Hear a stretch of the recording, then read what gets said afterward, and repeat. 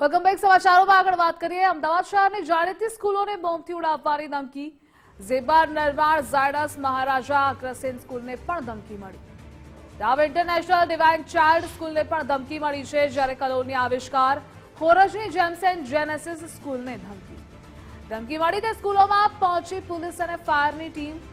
સ્કૂલોમાં એમ્બ્યુલન્સ અને rescue van પણ પહોંચાડાય ધમકી મળે તે સ્કૂલોમાંથી વિદ્યાર્થીઓને રજા અપાય છે શહેરની અલગ અલગ સ્કૂલમાં બોમ્બ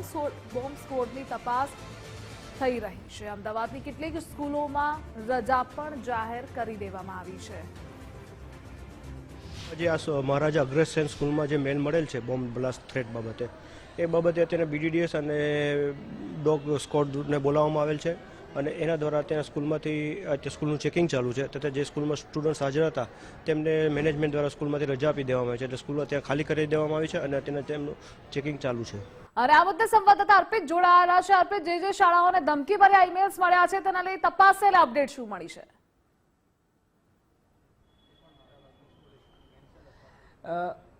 ધમકી ભર્યા મેલ સવારે મળ્યા હતા અને સમય 1:30નો આપવામાં આવ્યો હતો ખાલિસ્તાની ચળવળ ચલાવતા કેટલાક લોકો છે ખાલિસ્તાની મુવમેન્ટ સાથે સંકળાયેલ કેટલાક લોકો દ્વારા આ મેલ કરવામાં આવ્યો અત્યાર સુધી જે ધમકી મળી છે એ શાળાઓની સંખ્યા આંકડો 10 સુધી પહોંચ્યો છે અમદાવાદના થલતેજ વિસ્તારની ઉદ્ગમ સ્કૂલનો પણ સમાવેશ થાય છે સાથે સાથે બોપલની તુલિપ સ્કૂલ આવેલી છે તેનો પણ સમાવેશ થાય છે અમદાવાદના બોડકદેવ વિસ્તારની અમદાવાદ ઇન્ટરનેશનલ સ્કૂલને પણ આ ધમકી મળી હતી ધમકીના આધારે એની ગંભીરતાને જોતા શાળા સંચાલકો દ્વારા જેટલા વિદ્યાર્થીઓ શાળામાં હાજર હતા એમને તમામને રજા આપી દેવામાં આવી છે વાલીઓને જાણ કરવામાં આવી હતી અને વાલીઓને જાણ થતાં શાળાએ એમના બાળકોને લેવા પહોંચ્યા હતા મારી સાથે ડીસીપી ઝોન સાહેબ છે એમની સાથે વાત કરીએ સાહેબ તકેદારી આપણે રાખી રહ્યા છીએ ગંભીરતાથી ખૂબ લીધી છે આ પ્રકારના જે ધમકી ભર્યા મેલ મળ્યા છે શું તકેદારી અત્યાર સુધી રાખવામાં આવી અમદાવાદ શહેરની 10થી પણ વધુ શાળાઓને આજે સવારે એક મેલ મળવામાં આવેલો હતો જેમાં શહેરની અલગ અલગ સ્કૂલમાં બ્લાસ્ટને લગતા કન્ટેન્ટવાળો મેલ મળેલ ગંભીરતા સમજી અમદાવાદ શહેરના પોલીસના સિનિયર અધિકારીઓ સ્થાનિક પોલીસ સ્ટેશનના અધિકારીઓ એન્ટી સબોટિક ચેકિંગ માટે BDDSની ટીમ અને ડોગ સ્કોડની ટીમ મારફતે તમામ સ્કૂલનું AS ચેક ચાલી રહ્યું છે અત્યાર સુધીમાં કોઈ પણ ઇન્સ્ટિટ્યૂટમાં શંકાસ્પદ વસ્તુ મળી આવેલ નથી બપોર પછીની જે શિફ્ટ છે એ પોસ્ટપોન્ડ અથવા કેન્સલ કરવા માટે તમામ શાળાઓના વહીવટીતંત્રે નિર્ણય લીધેલો છે આપ જોઈ રહ્યા છો કે પોલીસ પ્રશાસન સતર્ક થઈને જ્યાં જ્યાં ધમકી મળી હતી ત્યાં ત્યાં બોમ્બ ડિસ્કોડ એટલે કે BDSની ટીમ આ ઉપરાંત જે બોમ્બ BDSની ટીમની સાથે સાથે ડોગ સ્ક્વોડની ટીમ સાથે પણ શાળાઓમાં જઈને પ્રત્યક્ષ તપાસ કરવામાં આવી હતી દરેકે ખૂણે દરેક ક્લાસમાં જઈ દરેક વર્ગની તપાસ કરવામાં આવી અત્યાર સુધી કોઈ એવી વાંધાજનક વસ્તુ નથી મળી ચિંતાજનક વસ્તુ નથી મળી એ રાહતની વાત છે પણ આખા જે મેલ મળવાનું પ્રકરણ છે એ મામલે ખૂબ ગંભીરતા દાખવવામાં આવી છે પોલીસ પ્રશાસન સાથે સાથે શાળા પ્રશાસન એટલે કે જ્યાં જ્યાં ધમકી મળી હતી તમામ શાળાઓ દ્વારા શાળા સંચાલકો દ્વારા શાળા પ્રશાસન દ્વારા આ બાબતે ગંભીરતા દાખવીને જેટલા બાળકો હાજર હતા એ તમામને જેમ બને તેમ ઝડપથી શાળાઓમાંથી બહાર લઈ જવા અથવા તો એમના વાલીઓને જાણ કરવી આ ઉપરાંત શાળામાં જે ટ્રાન્સપોર્ટેશનની સુવિધા ઉપલબ્ધ હતી એના મારફતે શાળામાં રહેલા વિદ્યાર્થીઓને અન્ય સ્થળે સુરક્ષિત સ્થાને અથવા તો એમના ઘર સુધી પહોંચાડવાની આખી વ્યવસ્થા કરવામાં આવી છે થોડા સમય પહેલાં થોડા મહિનાઓ પહેલાં અમદાવાદ સિવાય દિલ્હીની કેટલીક શાળાઓને પણ આ જ પ્રકારે ધમકી મળી હતી અને અમદાવાદ શહેરમાં પણ આ જ પ્રકારની કંઈક ધમકીઓ મળી છે એ ધમકીઓની ગંભીરતાને જોતા આખી તકેદારી સતર્કતા રાખવામાં આવી અને હાલની તપાસમાં અત્યાર સુધીની તપાસમાં કોઈ પણ ચિંતાજનક કે વાંધાજનક બાબત નથી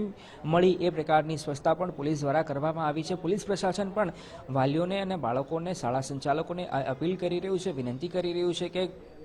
કોઈ પણ પ્રકારની અફવામાં આવવાની જરૂર નથી આ અત્યાર સુધી જે મેલ મળ્યો છે એ મેલની તપાસ કરતાં આ માત્ર ધમકી સાબિત થઈ રહી છે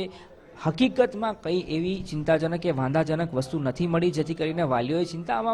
ચિંતામાં આવવાની જરૂર નથી ધમકી મળેલ શાળાઓ સિવાય અન્ય શાળાઓ રાબેતા મુજબ ચાલુ છે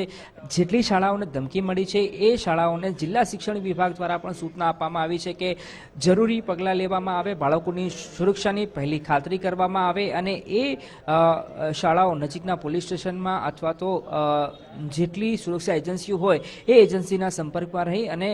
જે જરૂરી કાર્યવાહી કરવાની આવે એ જરૂરી કાર્યવાહી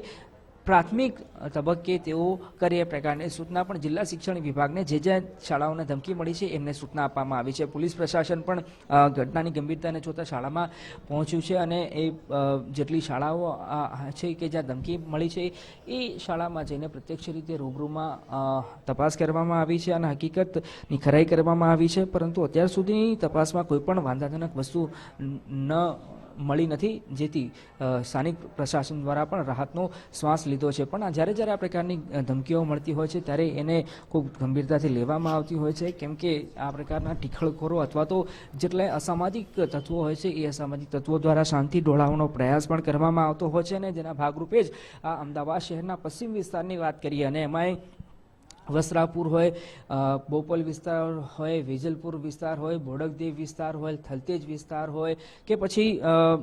અડાલજ વિસ્તાર હોય ગાંધીનગરનો, એ વિસ્તારમાં જેટલી શાળાઓ આવેલી હતી એ શાળાઓમાં આ પ્રકારનો ધમકીભર્યો મેલ પહોંચ્યો હતો અને હવે સતર્કતાના ભાગરૂપે જેટલી શાળાઓ છે એ શાળાઓમાં બાળકોને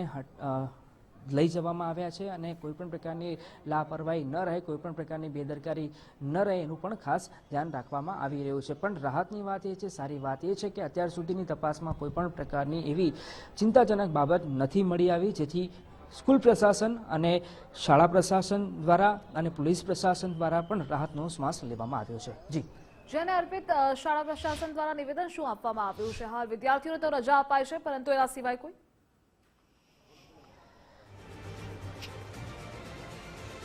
શાળા પ્રશાસન પણ સતર્ક છે અને જ્યારે એમને ધમકીભર્યું મેલ મળ્યો હોવાની માહિતી મળી હતી